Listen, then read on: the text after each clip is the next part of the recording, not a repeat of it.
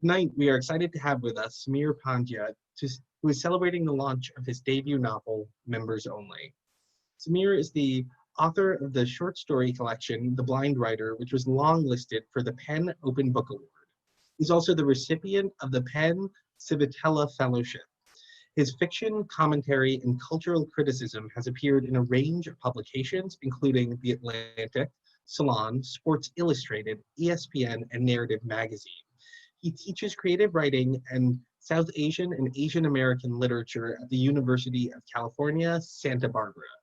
Members Only is his first novel. Joining Sameer in conversation is Marcy Dermansky. Marcy is the author of the critically acclaimed novels The Red Car, Bad Marie, Twins, and Very Nice, recently released in paperback. She has received fellowships from the MacDowell Colony and the Edward F. Albee Foundation. She lives in Montclair, New Jersey with her daughter. So, without further ado, please join me in welcoming Sameer and Marcy to the stage. Hey. Oh, hey, Marcy. Hey, Sameer. How are you? I love this unveiling of us. I know, it was funny. Pressing a button and we suddenly appear. Sameer, thank you so much for kind of hosting me and hosting us. It is, of course, it's disappointing that I can't do this in person, but I feel I have to say a particular kind of disappointment that I can't do this event at the Strand. I lived in New York for 5 years, some years ago, and there's never a walk through Union Square that didn't somehow end up with a stop at the Strand. So Same, yeah. Yeah, so it's a lovely institution, and so what I thought we would do today is I'm just going to talk to you a little bit about kind of what this book is about, and I'm going to be brief about that. And I'm going to read the first three and a half pages of the book to give you a sense of what's up with Raj and his voice and how he is looking at the world. And then Marcy and I are going to go and kind of have a Q&A, and I really want to encourage all of you who are out there to please kind of send whatever questions you have, right? Marcy, we're okay with whatever questions? Oh, I love it. I would like to have the idea of an open conversation, I think. So that would be terrific. Yeah. So Members Only is a novel that takes place over the course of a week that is narrated by a middle-aged Indian American man named Raj Butt, who is, in some ways is having his kind of midlife moment, but he just doesn't know how badly he's about to have his midlife moment. And he is at this kind of membership meeting for a tennis club, which is not the most diverse kind of place in the world. And he has this idea as one of the few non-white members to diversify the place. And in the process of it, a African-American couple comes in to be interviewed. He is, of course, very excited, particularly by the husband, Bill Brown, who, he feels a certain level of kind of connection with, not only because he, plays tennis, but there's a certain both kind of desire to be his friend and an envy of kind of who this guy is, right? And kind of the way in which he is so confident in the way that he carries himself. Through the process of the interview, Raj says something profoundly stupid. And it's this kind of moment, this desire to connect that goes really wrong becomes the kind of impetus to get the story moving. And the novel is told through the span of a week. And it tells the story of Raj at this tennis club, and then Raj at his job as a lecturer at a university. And what I've tried to do in terms of the structure of the book is just to make the two of them kind of bang up against one another, hit up against one another. It's really terrific. I always like when I write, by the way, to give something a limit. So like when you give something like timing and it's like a whole week, it just puts everything in motion and it helps you write, I think, right? Exactly. I mean, so the week is a really terrific kind of novelistic time that's has not gotten the play that it should have gotten. I'll let you read, but one of the things also about a week is this becomes like a real page turner, and things just get worse and worse and worse for this character. So it's like you're reading it like this, like no, and then it's funny at the same time. Yeah, no, and it is, Yeah. It's funny because I realized that at a certain point that, I didn't start off with the weak idea in mind, but there is just something that helps with with the structure that you're just like, I'm just going to put it all in there. Yeah. And sometimes, we have bad days, but we sometimes genuinely have bad weeks. And I try to hyperbolize the bad week a little bit, but mixed in with a little bit of humor. So let me read, and then we can talk, and then we can do this. Thank you. So this is just the beginning. The first chapter is called Sunday because, it's a Sunday. We were just starting our third night of interviews, and I felt the kind of weariness that comes from having wasted time. Raj, I said, introducing myself to the first couple. The man was wearing a casual half-sleeve shirt, and his wife was refreshingly unremarkable. In a loose dress, her hair in a simple ponytail. I liked them for it, but only for about 10 seconds. Raj, the wife asked, leaning in. It was a question I'd been asked too many times in my life. Raj, I exaggerated. As in Federer. I feigned a smile, unsure if she was joking. They moved on, introducing themselves to the rest of the membership committee. The committee, Suzanne, the efficient and disciplined chair, Stan, a balding 60-ish lawyer, Richard, a leather-skinned club pro, Leslie, a childhood friend of my wife, and I had a particularly difficult task. Over the course of 2 evenings the previous week, we had already spoken with 10 different couples about why they wanted to join the tennis club. Simple nouns elevated to proper status. Tonight we would talk to still more and then choose 5 out of the total 15 to let in.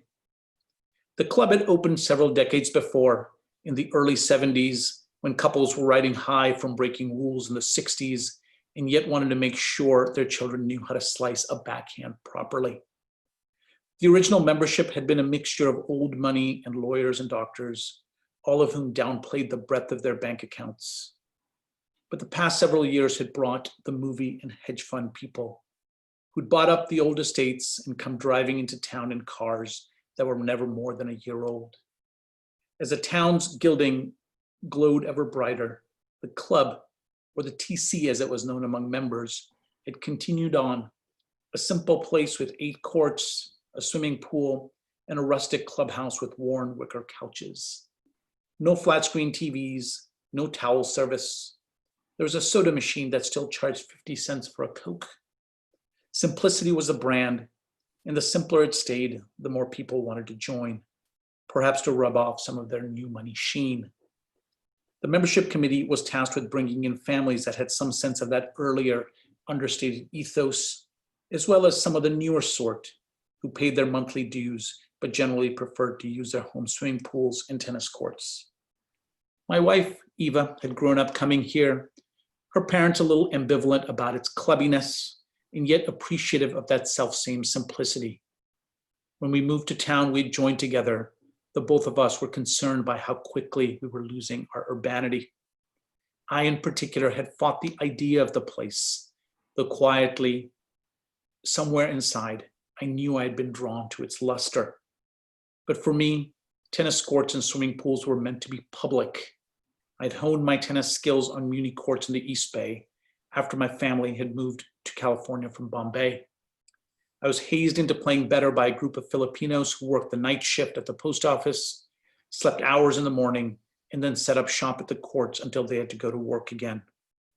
In high school, I secretly hated the kids on our team who, with their multiple freshly gripped rackets and unscuffed Nikes, went off to private clubs after practice for further instruction. They had at least one parent who came to all their matches, while my parents were always working. I could sense then the deeper differences between us, though I didn't yet have the language to articulate them or the experience with which to understand them. But somehow, now, I'd grown to love belonging to my own club, or at least parts of it. I loved the late afternoon matches when the soft winter California sun lit up the surrounding hills in orange phosphorescence. I loved grilling meat with our friends while the children swam and swooped in for bites of hot dog. I loved diving into the pristine pool, swimming the length in one breath and appearing at the other end, refreshed and alive. And most of all, I loved being there with Eva and our boys when the place was empty, hitting balls on a court and then jumping into the pool, the four of us, a perfectly self-contained pod. In most every way, the club was not so different from the club my family had belonged to before we left Bombay. We joined a gymkhana, one of the many clubs that had originally been made for British colonials, but later, by the time we were members, were populated mostly by Bombay's upper middle class. After my father had gotten a big promotion, that was where I'd swum in a pool for the first time, and after swimming, I'd lounge in the comfortable, dilapidated clubhouse with a mango lassi and a vegetable Frankie.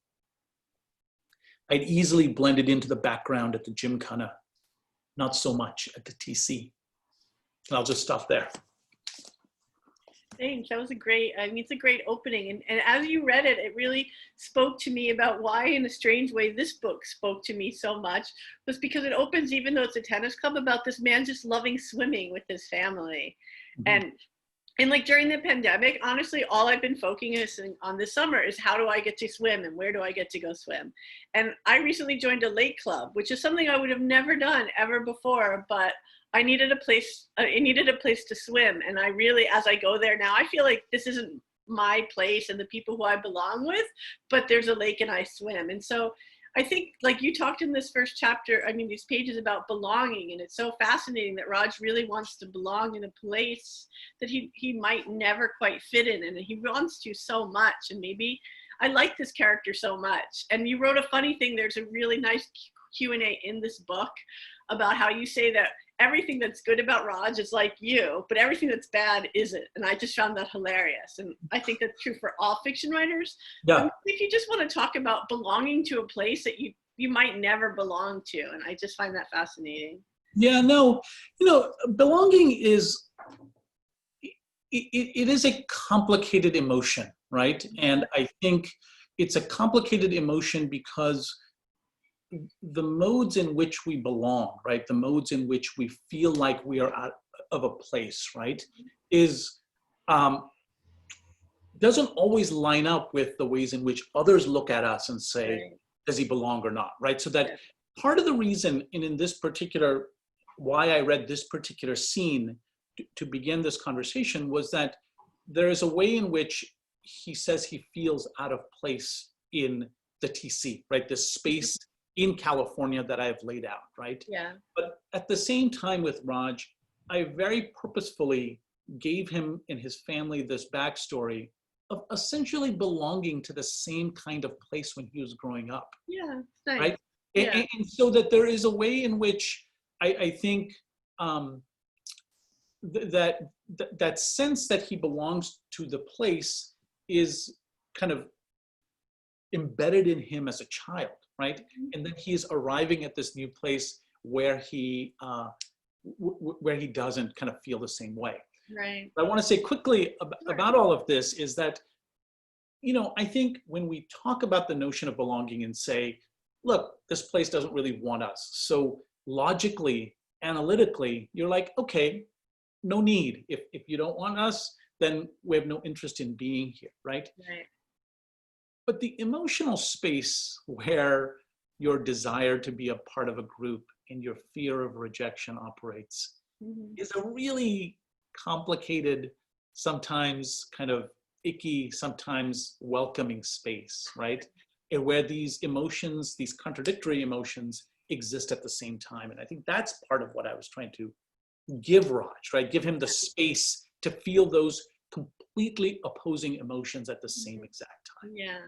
Which is why I think he was trying to create a special bond with his doctor who interviews in the club, Bill Brown, who's African American, and he thinks they're almost like going to be good friends because they're separate. And instead he ends up inadvertently making a racist joke, and so it goes absolutely the opposite, where he's almost asked to leave because he's called a racist when he's experienced so much racism at that very place. And it's just like this bonkers beginning. I feel like there's just so much happening.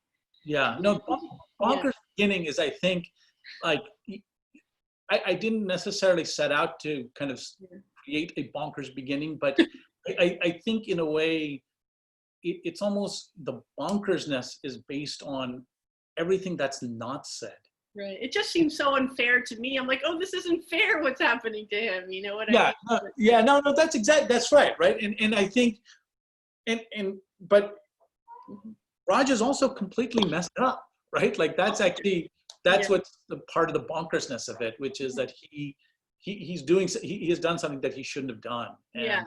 And so I was trying to kind of explore then what that looks like, right? Right. Which is like where there is no direct, clear answer on kind of the ways in which Raj is in the right and the ways in which Raj is in the wrong. Right. Yeah. I mean, so one thing, like maybe we could just ask it right away is like when you wrote this book, you didn't know when it was going to be published, what was going to be happening. And so, but it's so interesting that your book came out during a pandemic and it came out in the heart of Black Lives Matters. And how do you feel? Do you feel like you might have written a different book, or do you feel really pleased that this conversation is relating to your book right now, or just, I mean, I have two thoughts on this, right? Which is that the moment that we're experiencing now, right, which is in terms of the protests, in terms of the national conversation on race that we're having in literally, I think, hopefully in every avenue of our American lives, right? From kind of corporate America to Hollywood to everything, right? Police reform, all of these various things, right? This conversation, which we are now collectively shining a light on, is a conversation I think that we've been having in different ways for a good bit of time, right? And so that I think that maybe historically, when we look back to this some years from now, I think what we will see is that this is the moment when the floodlights suddenly came on, right? And yet, for years, some of these issues in different ways have been operating quite a bit, right? So I think so much of my own impetus for writing this book was kind of thinking about race and the ways we talk about it and the ways we don't talk about it, right? And so in that way, when we arrive at this moment, I realize that it almost makes it easier for me to talk about this book because of this moment, right? Is because interesting. That there is a common language now. There's a shared language in which we can talk about some of the issues that are at play here, right? That's great, in a way that perhaps, several years ago, that language may not have been as kind of widespread as it is particularly now. Yeah. That's a great answer. What do you think? There was one of the things I did really like about Raj is that even as his whole world was sort of falling apart, and there's another interesting, I'll skip back, is the whole other part of this book isn't set at the tennis club. It's about his job working at a university where he's treated really, really poorly, I feel like, as a lot of like adjunct professors are, who aren't paid enough. And if you're not the superstar professor, you don't make enough money, and you might be like the diversity hire. And it's all in here in this book, and it's just so obvious. I mean, clear, including like the secretary who like takes his lamp because she wants it. And so I think you just really capture something that isn't always said. And I think that's a huge part of this book, is writing about university life from a professor's point of view. And did you know, like, I mean, so it's almost like this book and this book. Did you know when you wrote what you were gonna be covering, or does it sort of come out organically and you're like, oh, I'm gonna write about this too?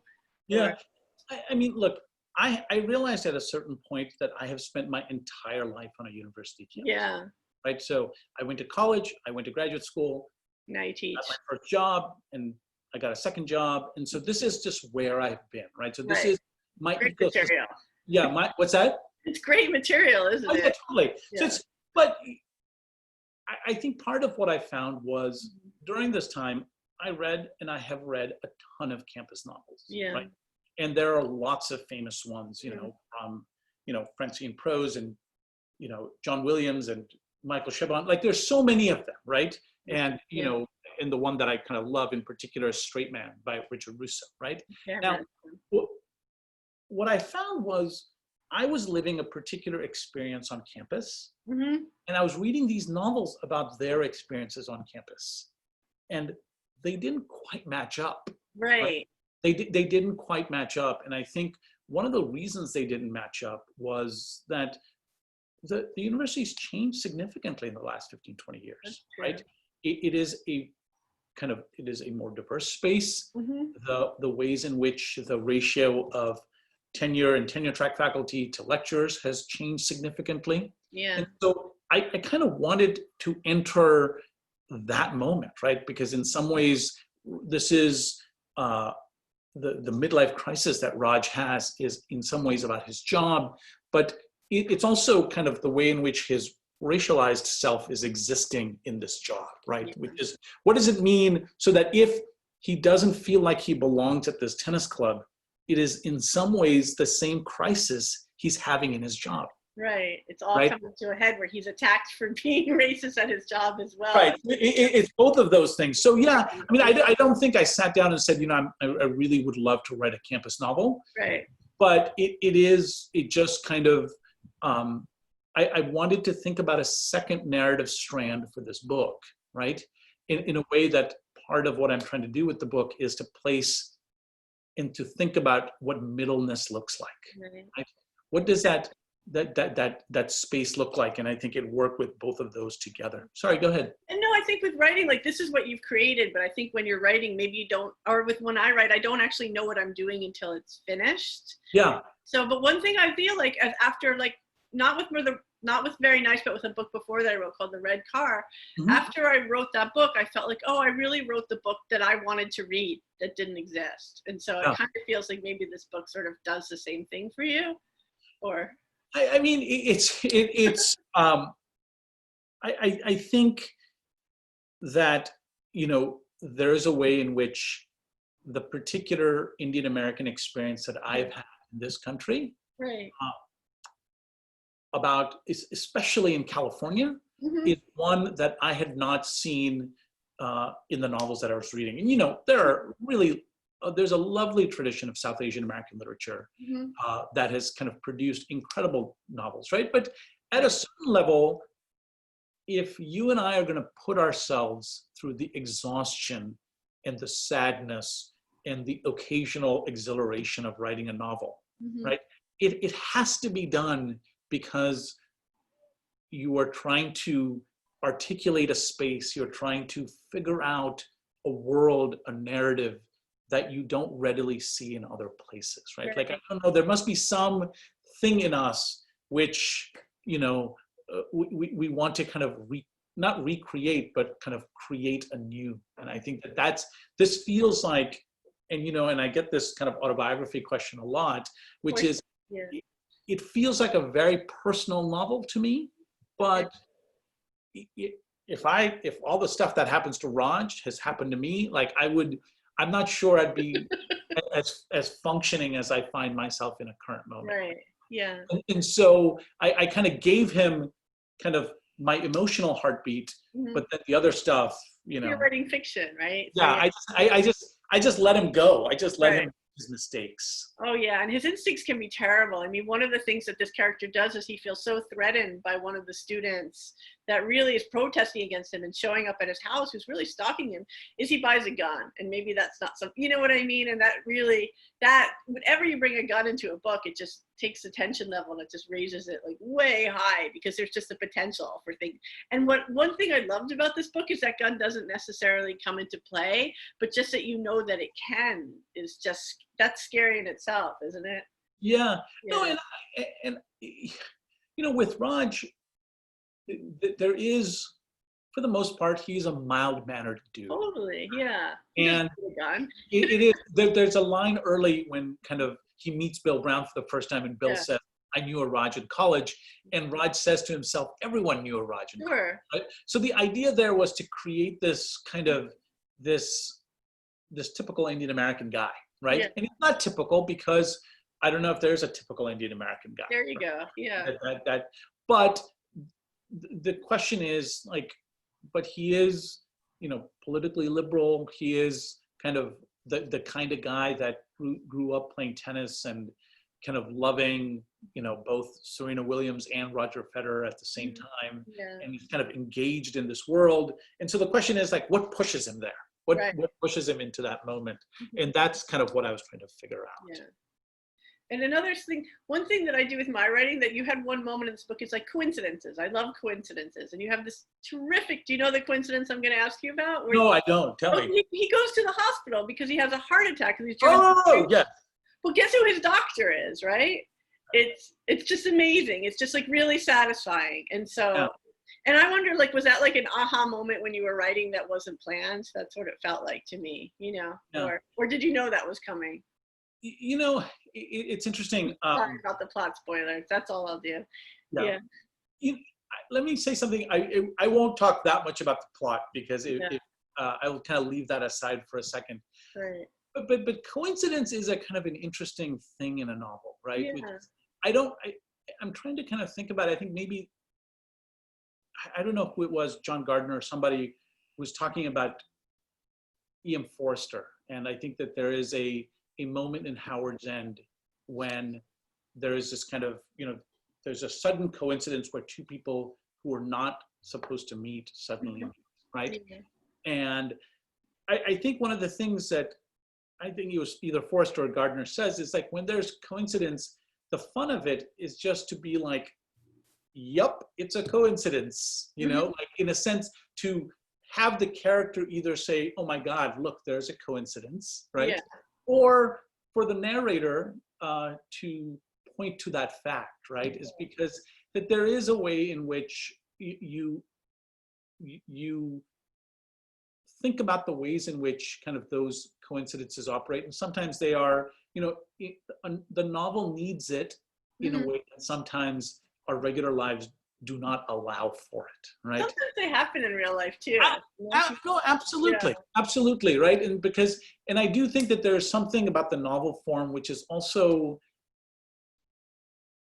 it's a desire, right? Like you sit down to read a novel is because even as, I work in a very basic kind of psychological realist form, you're still very much invested in kind of these notions kind of opening up, right? These worlds opening up in surprising new kinds of ways. And so that is certainly something I was interested in. Right. Well, let's see. What another nice thing about this book was it was a really nice, compassionate look at fatherhood. That sometimes it feels like that never fell by the wayside, like with this character. That like no matter when his life was falling apart, like being a good dad was really important, and that was just a nice aspect of this book. Yeah, no, it's interesting. I on one hand, I wanted to think about contemporary fatherhood, right? Yeah. And the complexities of it. And there's like these dual kind of pulls at me as I was doing this, right? Which is, on one hand, I wanted to think about what kind of this particular father does in the midst of domestic life, which is hard, really right? Hard, yeah. Which is complex, which is when, in this particular novel, when both people are working and the kids are lovely and sweet and demanding and all of that, none of that stuff is easy. And I wanted to get to both the difficulty and the grace of that moment, right? But at the same time, what was interesting for me to think about was what happens, right? Because so much of the midlife crisis novel which is usually about men, the men are bailing, right? Yeah, no, this is the opposite, isn't it? And so that there is a way in which I wanted to kind of rethink that a little bit, right? Yeah. Which is that what is, that's a narrative. We've read that narrative, and I wanted to kind of think about a very different kind of narrative, right? Which is that what does it mean to not bail, right? What does it mean to kind of stick around and dig yourself in and out of the muck, and get your fingernails dirty, and kind of, and I mean that just both in terms of how I'm doing it as a writer, but then also the character as well. Yeah. Yeah, and he really, like there's not like a question of infidelity, there's not another woman, he just really wants to make everything work. He's trying so hard, right? And so. Yeah, and there's only so much crisis that we can take as readers. Enough. Yeah. Before it just kind of, where before the edifice just kind of cracked. Right. And I think I was just trying to figure out some way of maintaining some of that. Right. You pull him back from the brink. Did you feel like you wanted to torment him a little bit more, or you knew when you wanted to stop? I think the poor guy feels he's fairly tormented, you know? Yeah. And I think, I mean, it's interesting, right? Which is that he's tormented, but I think that what I also wanted to think about with him, right, was I wanted to think about disappointment Mm-hmm. and what disappointment means, right? Yeah. And the ways in which a character like this is, right? The notion of disappointment is that you had a certain idea of what the narrative was going to look like, right? Mm-hmm. And that you are disappointed because it doesn't hit that moment, right? And Yeah. I think that in a way, what I was trying to figure out is how to hang out in that emotional space for as long as possible, right? And so, of course, having all the stuff thrown at him, but then also, you know, him marinating in his own sense that he had not succeeded in the same way that he had wanted to succeed. Yeah. It's hard. But yeah, I think that's what I tried to figure out. Yeah. Right. Yeah, that's in there. Yeah. And there's a whole idea of envy about the professors who he's clearly as qualified as, but isn't necessarily going to get the high profile position and the tenure and the jobs. And so envy is something that you write about, which I think is beautifully done, right? And it's yeah. No, yeah. and I mean, I you know, it is, Mm-hmm. envy is rough. It's really rough. Yeah. And it is, and it's hard for Raj to not feel it. It's hard for, in some ways, for all of us to not feel it, right? Is because, you know, it is a pernicious presence in our lives. And yeah. I think, I think in a certain way, what I tried to do in the beginning of the book was, you know, part of what Raj notices about Bill Brown initially is the watch he's wearing, or how good that particular jacket looks on him, yeah. right? That his envy in some ways begins in terms of stuff, right? Like shit he wishes he owned. Mm-hmm. Then I think what I tried to do is I tried to kind of move it away from that, right? Kind of a different notion of, you know, lives he wishes he is leading, right. And hopefully figuring out the ways in which he can kind of come to terms with that a little bit. Yeah. And then he's got it pretty good. You know, it's a funny thing when you envy people and then you realize you have this nice family that's really for you and all of that. Yeah, no, it is a kind of a funny experience, right? Which is you know, when you're kids, right, you go to, for example, kind of somebody's house, right, for example, and that's you always feel like, oh my God, this is an entirely different life than the life I lead at home, right? And somebody always has better snacks and exactly. No, that's exactly right. Like, my God, that refrigerator has like amazing cold cuts, you know? Yeah. And I think it is what's so hard when you're a kid is you don't know how to kind of work through all of that, right? Yeah. But I think weirdly, I'm not sure how we know how to work through all of that when we're adults as well. Doesn't go away. And so I think we tend to make some bad mistakes, I think, when we don't get a check on it when we're a little bit older and have control over the things that we should have control over. Yeah. Okay. What do you think? Is there anything else you would like to say, or maybe we could start taking some questions, or? Yeah, no, I mean, you know, I will just say very quickly to kind of circle back to your point about kind of the pool and the water, which we began. It's interesting, isn't it? Like, I was thinking about this, which is swimming pools, and to take swimming pools in particular, are incredibly intimate spaces. Mm-hmm. When you think about what it is that you are swimming in this space, if you have goggles on, you're seeing everyone that's underwater with you, right? And I think it is therefore so often that the pool has become, precisely in American history, the place where so many rules of lines of inclusion and exclusion have been enacted, right? who can come to a pool, who cannot come to a pool, who can use it and who cannot, right? Yeah. And so there are all of these rules that play out, and yet, of course, when you're in the physical act of swimming, it feels like you have an opportunity to be completely outside of those strictures, right? You're floating, you are kind of you're diving in. So I was trying to kind of work out how both of those things work together. Right. So yeah, let's do some questions. Let's do some questions. Great.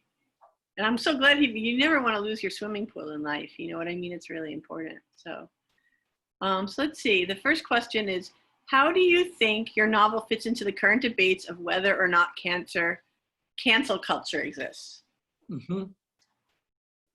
Yeah. From Anonymous. I mean, the cancel culture question is an interesting one, right? Which is that there is, let me say a couple things about it, which is, you know, in terms of the novel itself, Raj is in essence being canceled by both sides of the political spectrum in this book, right?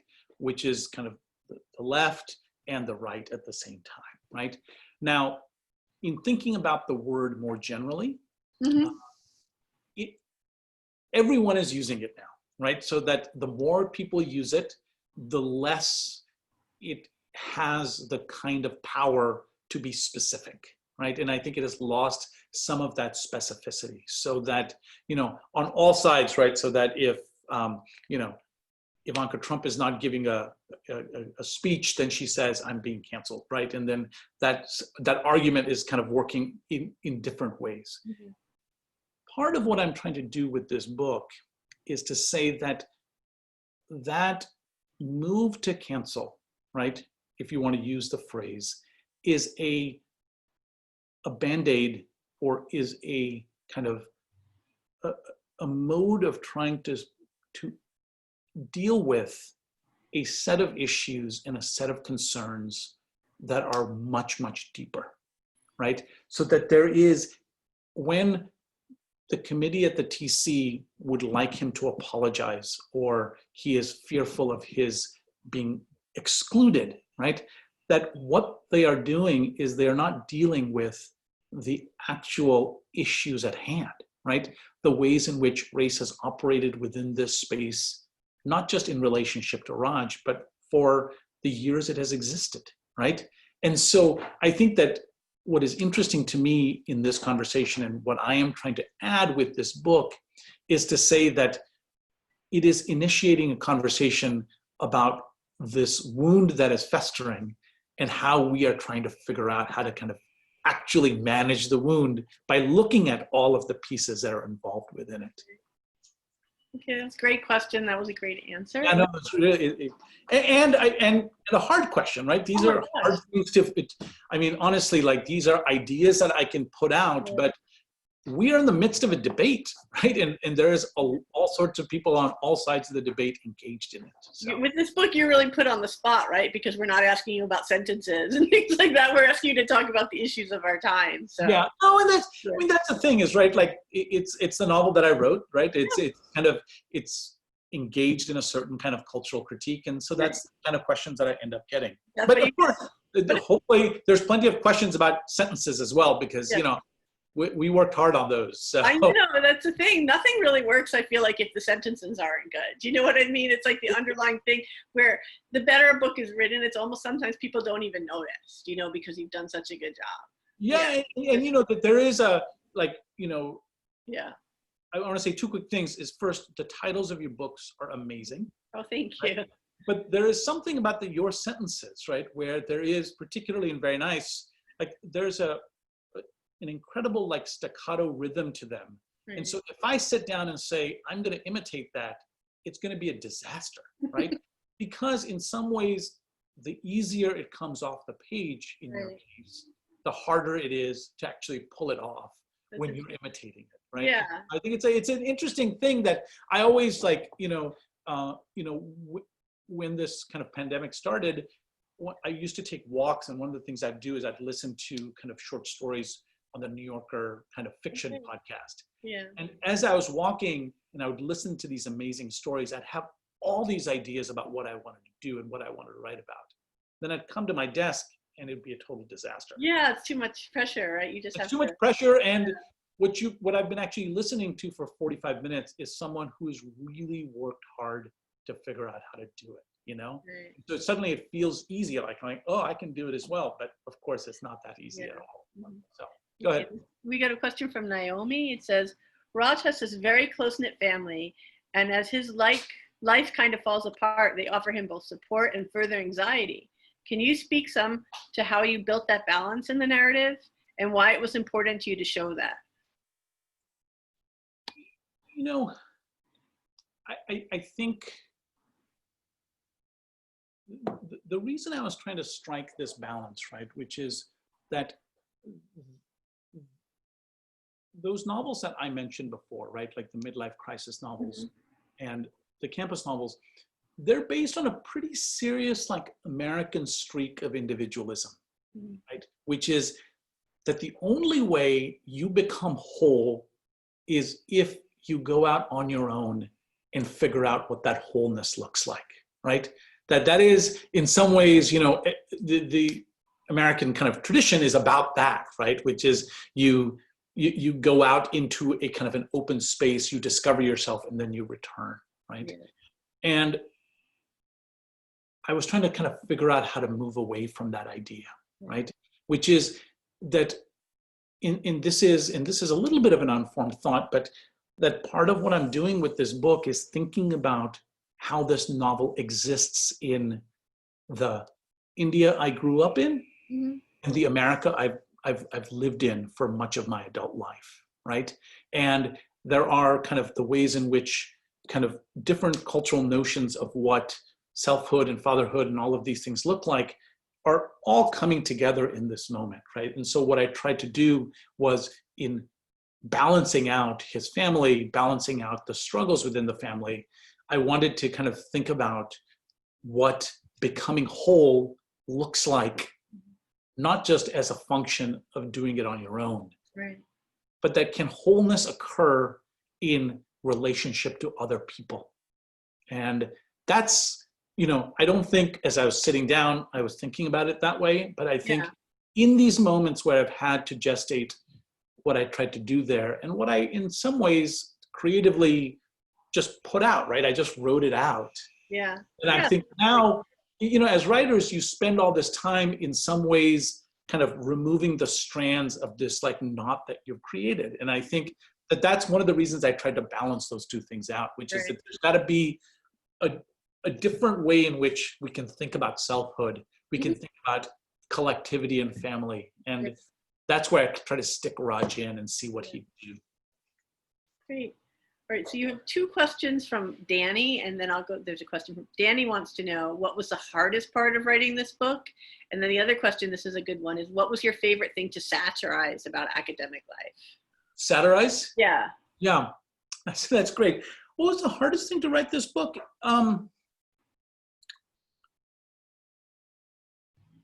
You know, the struggles that Raj has about middle age, the struggles he has about failure, the struggles he has about kind of disappointment are my struggles, right? Which are our collective struggles, right? And we find all sorts of ways to not engage with those struggles, right? And we find ways to not deal with them by, you know, I fill my days in all sorts of ways to not deal with it, right? And so I think that that was the hardest part, which was that if I wanted to give Raj a particular kind of heartbeat, if I wanted to make him recognizable, I had to kind of dig in on my own, right? And, you know, and what's hard is I couldn't protect Raj, right? If I protected him in terms of not kind of showing his failures, that would also be a problem. So it's also a hard thing, right? When you feel close to a character and you have to poke holes in them, it's a hard thing to have to deal with. In terms of that question about kind of what was my favorite part of satirizing academic life, you know, the one thing, and I think it's clear with the book, is I have a deep, deep affection for university life, right? I think it is a lovely place, and I think it is this kind of, I mean, of course it has its issues, like everything else has its issues, but it feels like this kind of profoundly hopeful place for not just me, not just Raj, but for the students who are there, right? And so, so I tried to kind of give that aspect of it. And I mean, the funnest bit of the satire was a character named Josh Morton, who kind of, he is the chair, he is kind of a professor of insecurity studies, which is, thank you, Don DeLillo. It's this idea that, he has a lifetime of security by writing about insecurity, right? And so that he was the funnest for me, right? It's because he is just he's such a pompous dude, and pompous characters are fun to write. It's because you get to kind of have fun with them a little bit. Okay, someone named Pretty asked, can Sameer talk about anti-Blackness in the Indian South Asian community and how that informed writing his book? Huh. Okay, so I can't speak to the bigger question, right? That is, and Priti, thank you for that question. It is a complex question, and I think it is a conversation that kind of needs to happen. And I saw this great piece that Hassan Manaj did about that, right? And I think he hits these really, really interesting, important points. In the world of this novel, right? In the world of what Raj is engaged in, part of what I wanted to do was for him to think about his own relationship to Blackness, right? Meaning that if you are, as Raj is, an Indian American man growing up in the Bay Area in the 1980s, for him, there were not a ton of Indian Americans around. There were the white kids he went to school with and the black kids he went to school with, right? And so, and in the backstory of the book, I tried to explain both, the complex relationships that he has with both of these groups, right? And there is a way in which, in Raj's case, so much of his cultural sensibility about himself is based on both the music he listened to as he was growing up in the 1980s, the music his kids listened to while he is driving around with them. But the figure that is most prominent in this book, the book that is kind of the closest to me as I was writing this book, was Ralph Ellison's Invisible Man, right? And the way in which, as he makes this massive mistake with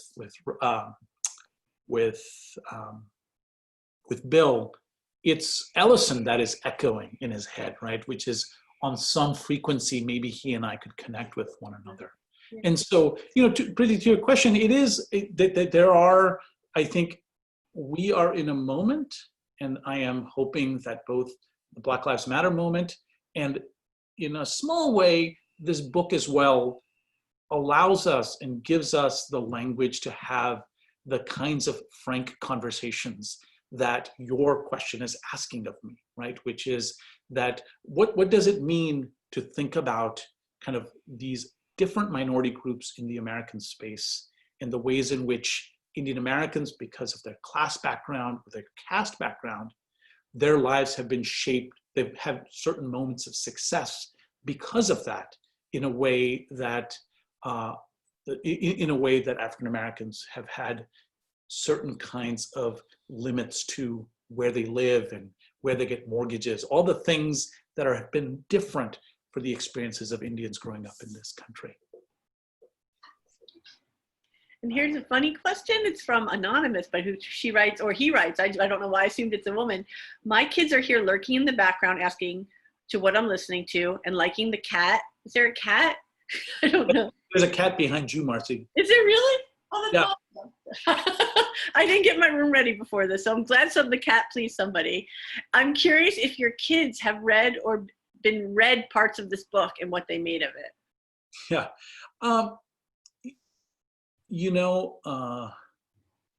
they have not read the book. Right. Isn't that scary that they're going to grow up and maybe want to?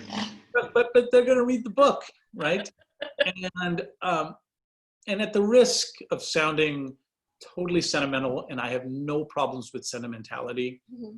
it is ultimately, the book is ultimately in its own way a kind of love letter to them. That's so nice. To the two boys in the book, Yeah, right? fantastic. And Yeah. maybe presumably for the, the other two boys that are in my life. And so I think it'll be interesting, right? Like it is, I think about it in this way, right? In terms of kids reading it, which is that when I teach, one of the things I tell my students is to buy a book Mm-hmm. and then write in the margins as much as they can, right?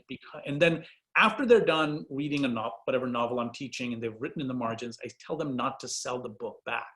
Because I say, in 20 years, you're going to want to open up the book and say, this is what I was thinking when I was 19 years old and reading, I don't know, M. Butterfly for the first time. Right? Yeah, the notes in the margins are going to be one of the most interesting things, right? Exactly. So in some ways, this book are the notes in the margins Wow, look at that.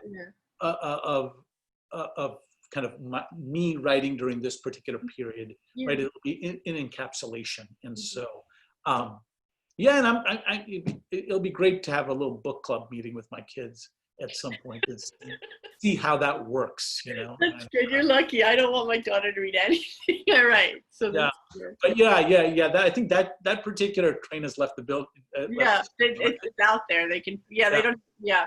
I mean, I think the worst we can do is to say don't read it. No, yeah, that's true. Totally. I mean, my daughter already knows how many curse words I have in my book, so that's good. So she's aware of that. So you have two more questions, and the last one is perfect. So we'll go to the one before from Jessica. And it says, I'm only on Tuesday in the book, and one piece that I relate to is how Raj feels he regularly, unintentionally doesn't say the right thing. He is misunderstood. You write that well. Is that something you also relate to? Being misunderstood?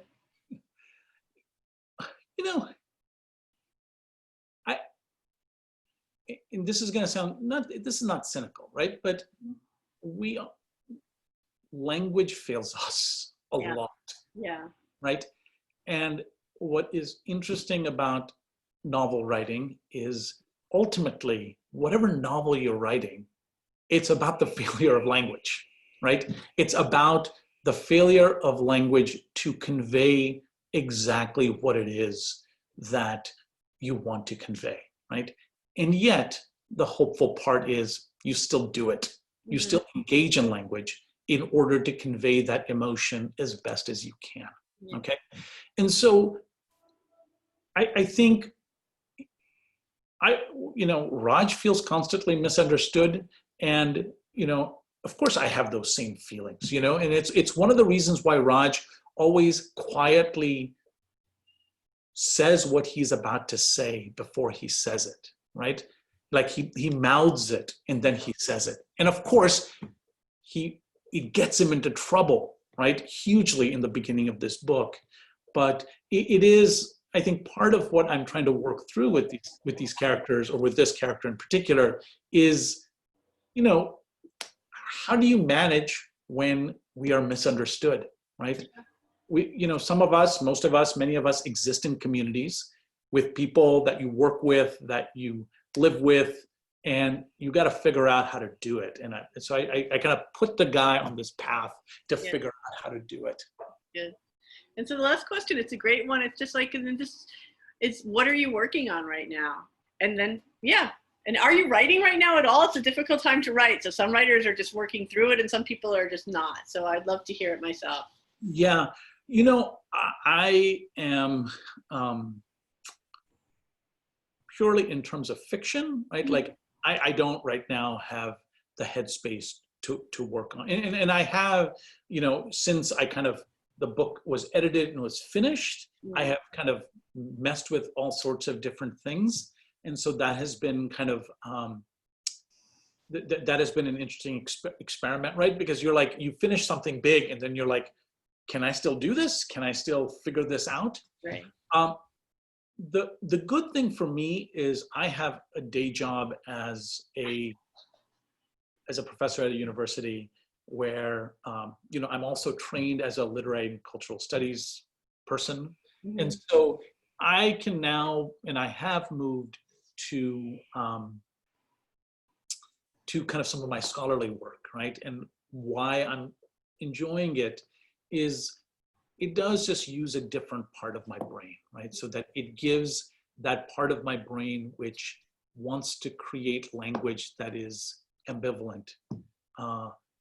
It wants to it gives me a break to using language that is super, super specific, right? Where I can have footnotes, where I can do all of this stuff.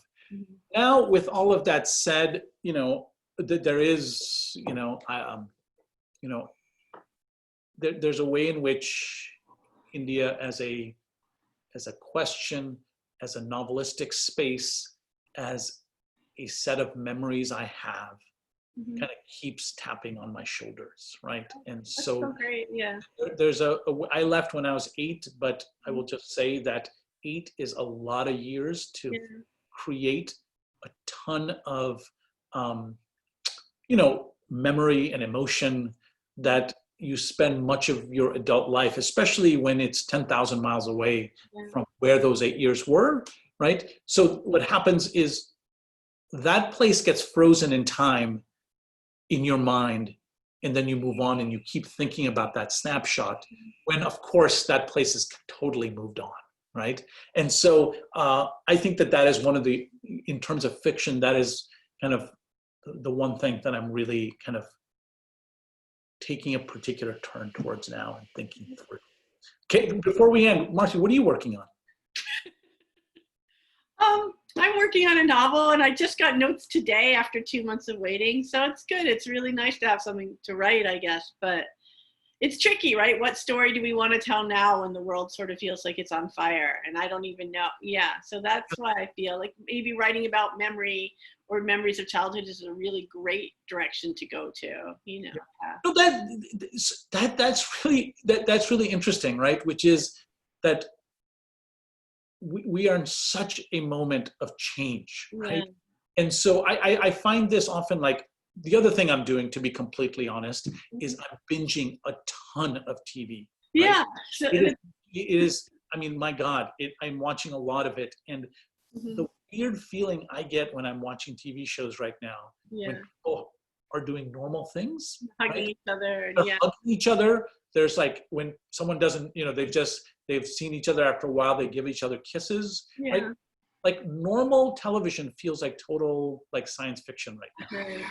And so that is a kind of an interesting part of that experience. And I think you're right that writing from this space on, both in terms of the pandemic, but then also the social movements, is going to change our writing in really interesting ways. And I think maybe giving ourselves a little bit of a breath right now. Yeah, it's not a bad thing. To work through it is, I think, very useful. But just before we end, because this is about your book, is a lot of people that I've talked to, I've been watching a lot of TV too, but I know a lot of people who are escaping into fiction, and like, I think that's pretty wonderful. And there's a way that novels can even do it better than TV, where you read a story, and even if it's giving you incredible issues and taking you to places you have to think about, it's always through character and plot. And so I think that books still really matter.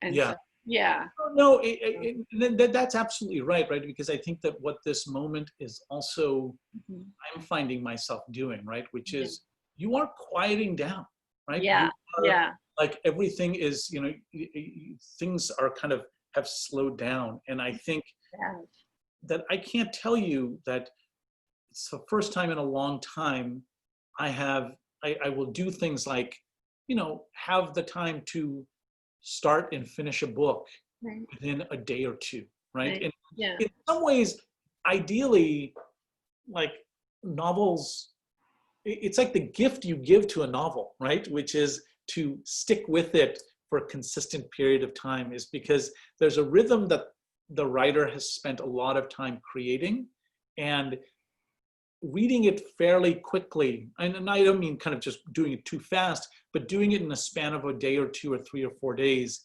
you actually take the time and live with the novel in the way that I I think that the writer is intending for you to live it, you know. Right. We can't do that with, you know, Tolstoy, but we'll do it with other things. Yeah, definitely. Yeah, so I hope here, members only. I hope a lot of people, the link is in the chat if you want to purchase it from the Strand, which is one of the great independent bookstores in New York City. Be a really good store to support.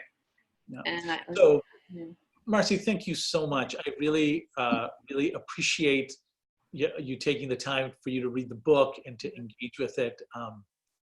That has been just wonderful. And, you know, Strand, of course, Sameer and everyone else, thank you so much. And those of you who've come, I really, really appreciate you being here. And I hope you have a wonderful Thursday evening. Yeah. And please, I'm looking forward to at some point when, you know, hopefully we're over some of this, of seeing a lot of you in person. I will say that when I see you all in person, you know, whatever the beer or the lemonade or the wine that we will drink will taste that much better. So anyway, thank you all for being here, and I really appreciate it. And I will see and talk to some of you soon. Okay. Great. Bye, everyone.